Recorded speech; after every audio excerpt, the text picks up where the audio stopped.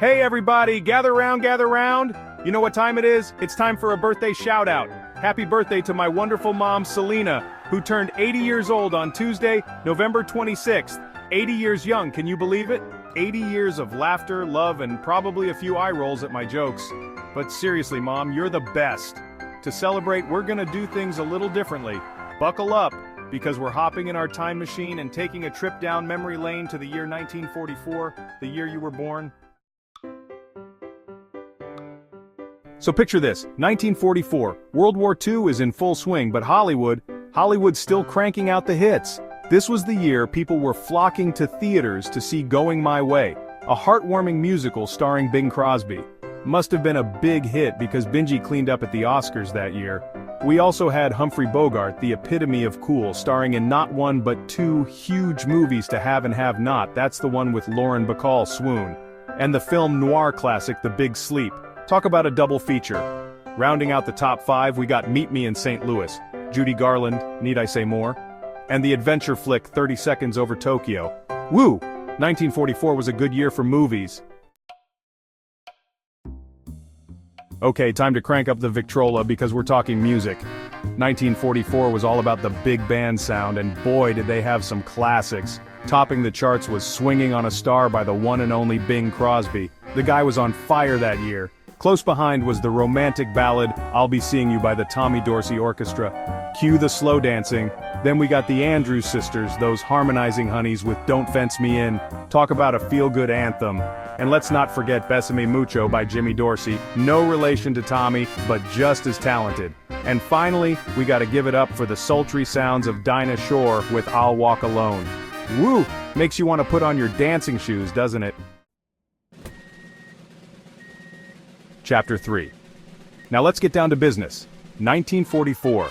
The country's in the thick of World War II, and who's at the helm? None other than Franklin Delano Roosevelt, serving his 4th term as president.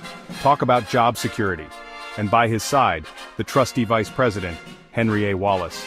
These were serious times, folks, but FDR and Wallace, they were steady hands on the wheel, navigating the nation through one of its most challenging periods.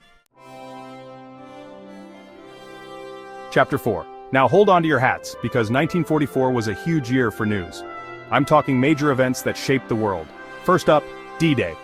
June 6, 1944. The Allied forces stormed the beaches of Normandy, France, in a daring operation that marked a turning point in World War II. Talk about bravery. Then in July we had the Bretton Woods Conference. Don't worry, I didn't know what it was at first either. Basically, a bunch of smart folks got together and created the World Bank and the International Monetary Fund. They're still around today, dealing with money stuff, important stuff. Chapter 5. Now let's talk numbers, folks. In 1944, a brand new car would set you back about $1,000. That's right, $1,000. Of course, you were probably more likely to find a used car, what with the war and all. Rationing was in full effect, so getting your hands on a new set of wheels wasn't easy. Now let's dive into the grocery list of 1944. A gallon of milk? Just 63 cents. A dozen eggs? 58 cents. A pound of flour? 10 cents. A pack of bacon? 49 cents. And for those with a sweet tooth, the top-selling snacks like cookies were around 23 cents a pack. And if you were looking to buy a new home, the average price was about $3,600. Quite a difference from today, right? Gap 1S, Gap 2S. But it wasn't just about prices. Life in 1944 had its own rhythm and charm. People gathered around radios for their favorite shows, children played outside until dusk, and families often shared meals together without the distraction of screens. It was a simpler time, yet filled with its own set of challenges and joys. Gap 2S.